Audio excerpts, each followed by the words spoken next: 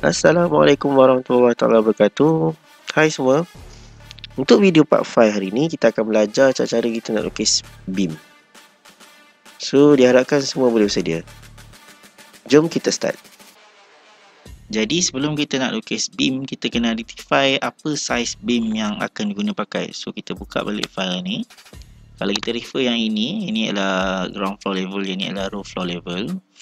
Kalau kita perhatikan, dekat ground floor level dia ada pakai dua size lah. Dia ada 200 times 600 dan juga 150 times 600. Dan untuk level ground floor memang totally dia pakai satu size saja, iaitu 150 darab dengan 600. So type of beam yang akan pakai hanyalah dua lah, satu 150, satu 200. So, kita buka Revit, macam mana kita nak buat. Ni yang kita dah buat minggu lepas. Kita pergi ke ground floor, kita akan buat kat ground floor. Kita dah ada CAD file kat sini. So pergi dekat jambatan atas ni, pergi ganda structure dan ada satu beam. Kita klik beam.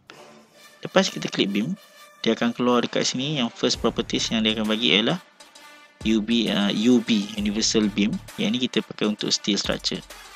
Tapi untuk konkret kita akan pakai M concrete rectangular beam. So kita pilih dulu 300-600. Dan cara yang sama macam minggu lepas saya cakap, kalau kita nak ubah size, kita kena tekan edit type, duplicate, dan kita ubahkan dia. Contoh saya ubahkan dia. Kita tahu yang first size dia adalah 150. Dan kita dah tukar nama, make sure kita ubah dia punya size juga 150 dan kita klik OK. So ini beam yang pertama. Beam yang kedua kita buat pula sama juga, duplicate, renamekan dia kepada 200. Dan selepas rename, jangan lupa untuk kita ubahkan size di sini 200. Dan kita klik OK. Dan kita boleh semak lah, kita ada 150 dan kita ada 200 mm kat sini. Cara kita nak lukis dia ialah, make sure kita akan pilih dulu size dia. Contoh sini saya ambil 200-600. Lepas saya klik, make sure placement plane. Kalau kita buat dekat ground floor, make sure dia dekat ground floor lah, jangan ubah. Chain, apa yang dimaksud dengan chain ialah, contoh saya klik sini dan saya klik kat sini, nampak dia terus bersambung. Ini chain. Kalau saya untick chain, bila saya klik sampai sini, dah stop. Saya kena klik lagi sekali. So kita akan pakai chain lah dalam situasi ini untuk memudahkan kerja kita. So saya akan buat dengan cara yang pantas. So harap boleh catch up lah ya.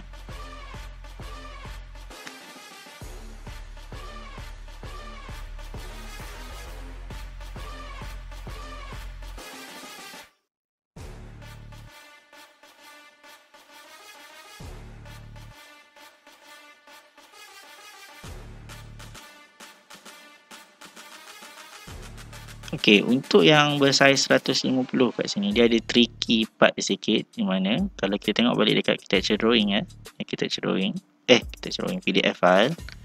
So kalau saya zoom kan, sekejap saya besarkan. Okey, kita nampak dekat sini dia garisan beam ni adalah dia putus-putus. Sampai dekat sini dia full line. Full line bermaksud dekat sini dia ada drop.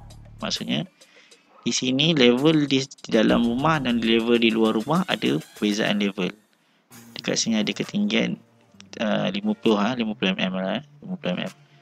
Jadi untuk beam ini dia akan drop sebanyak 50 mm untuk beam di luar. Bermaksud, contoh saya berdiri di sini, saya sampai rumah, saya sampai kat sini, jalan dekat sini, di sini saya kena melangkah tinggi sedikit untuk masuk ke rumah. So ini kita dah buat betul, cantik dah ground floor. Cumanya beam di sini kita perlu rendahkan. Sebab apa kita kena rendahkan? Takkanlah kita sampai rumah, kita terus tinggi kat luar, lepas tu daripada ni terus sama, tak. So kita kat sini dia rendah, sini lebih tinggi. So cara dia macam mana? Sama je, first step kita make sure kita pilih size 150 ni, 150 ground floor level. So kita nampak dia ada tricky kat sini. Dia akan pergi sini dan pergi sini. So saya lukis, saya ambil daripada center, pergi sampai sini, saya klik dulu. Kita buat dulu macam biasa. Saya klik sampai ujung sini, sampai ujung ni, dan saya masuk ke dalam. Okay, cara dia bagaimana ialah kita boleh klikkan dia, kita akan nampak dekat sini start level of level. Yang ni kita kena ubahkan dia. Jadi macam mana nak buat, kita klik beam yang berkaitan. So macam ni, saya klik beam ni, saya ubahkan kepada negatif 50. Yang bawah pun negatif 50. So sekarang ni beam yang ni dah turun lah. So kita akan buat untuk ke semua beam yang 150 lah. So saya select sini, saya pilih structural framing. Framing ni maksudnya beam. Klik OK, saya buat balik. Start ialah negatif 50, end pun negatif 50. So secara automatically saya punya beam dekat sini dah turun sebanyak 50 mm. So macam mana saya nak double check betul ke tak betul saya turun 50 ni? Cara dia macam mana, kita boleh letak elevation kat sini. Saya boleh tunjuk kat sini. Saya tekan elevation kat sini, saya klik. So kita nampak lah ni beam yang depan, ini beam yang belakang. Ni beam yang depan, saya klik kat sini, saya buka ground floor. Ni position ground floor. Ni adalah position beam yang di hadapan, di sebelah kanan. Ini adalah position beam yang di sebelah kiri. Saya buka balik elevation. Ini adalah sebelah kiri, ini sebelah kanan. So kita boleh tengok lah. Saya buat dimension kat sini, kita boleh dapat lihat lah. Dia ada perbezaan sebanyak 50 mm. Sebab tu kita kena buat sama jugalah yang ke tepi dan sebagainya.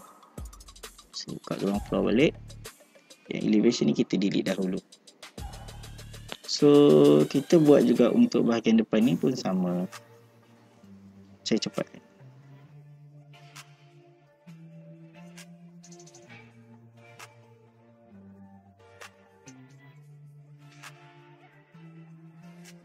Jadi secara basically kita dah siap lah untuk beam di aras ground floor. So macam nak tahu kita tengok ni cantik tak cantik, kita boleh tengok 3D lah. So ini 3D kita, inilah beam yang kita dah buat. So kalau kita tengok tadi ni kita dah ada negatif 50 tadi. Macam nak tengok, saya bukakan di sini. Nampak lah yang ni di depan, ini beam di belakang. Sudah ada perbezaan 50 mm kat sini. Sama jugalah di hadapan rumah, di sini dan di sini. So saya buka sini, saya tarikkan ke depan ni, nampak di sini. Dan yang ni ada perubahan sebanyak 50 mm. So secara basically kita dah siap dah beam di ground floor level. Sekarang kita nak buat ke roof level pula. Untuk kita buat beam di roof floor, first kita buka balik PDF file kita ni. Yang first kita tahulah yang roof floor seperti yang saya cakap tadi awal. Roof floor dia akan pakai satu pattern, satu size saja, iaitu 150-600 compare to yang bawah ni. Untuk case projek rumah ni, kedudukan beam dia pun sama, positioning pun sama. Kalau kita tengok ground floor dan roof floor sama. Jadi kalau sama, kita boleh copy daripada ground floor ke roof floor. Cara nak copy, kita buka ground floor level macam ni. Macam sebelum ni lah, kita boleh select all, pergi ke filter. Filter ni memang memainkan peranan yang penting lah, sangat mudah membantu kita. So kita select structural framing. Dia ada dua, ada girder dan others. So janji dia framing. Framing ni bermaksud dia beam lah, dia akan pilih beam. So kita klik OK. So sekarang dia dah tengah select. So kalau kita tengok kat sebelah sini, properties dia tulis multiple types, sebab ada 2 types. So dia tak ada detect satu lah. So macam mana kita nak buat, kita copy ni, copy to clipboard, this one, klik, dan kita klik paste dekat bawah sini, align to selected level.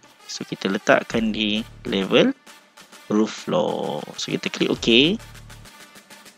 Biarkan dia berpusing sekejap. OK dah.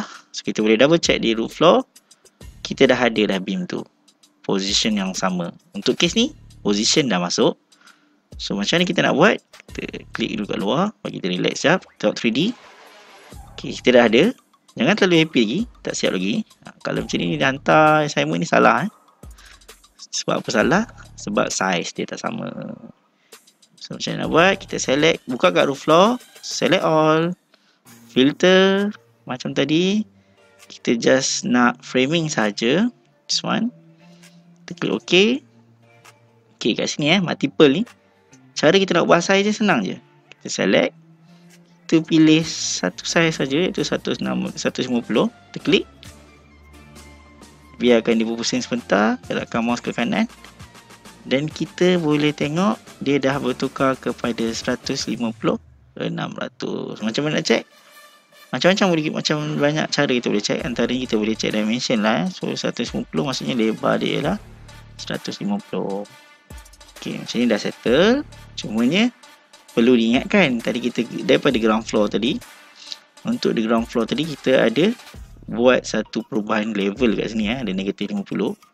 So untuk roof floor kita tak perlu ada negatif 50 ni. Kita nak dia kosong saja. Macam mana nak buat?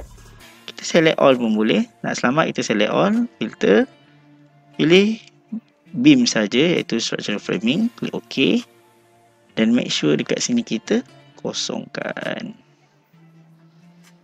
Dan kita gerakkan ke kanan, dan secara automatik kita punya dah siap lah beam. So double check kat mana, kita buka 3D. Contoh saya buka dekat W ni, saya buka pandangan kiri. Kalau kita tengok di bawah, dia ada perubahan 50. Tapi kalau di atas je ngam, 0 mm ni maksudnya sama lah, nak beritahu sama. Kalau di bawah dia ada perubahan 50 mm, drop. Ni kita panggil drop. So untuk beam secara overall ni kita dah siap. Jadi untuk video part ini kita dah siap dah untuk part untuk belajar beam. So diharapkan semua boleh faham. Apa pun kita akan jumpa lagi di next video untuk pembelajaran yang seterusnya. Selamat mencuba. Assalamualaikum warahmatullahi taala wabarakatuh. Bye bye.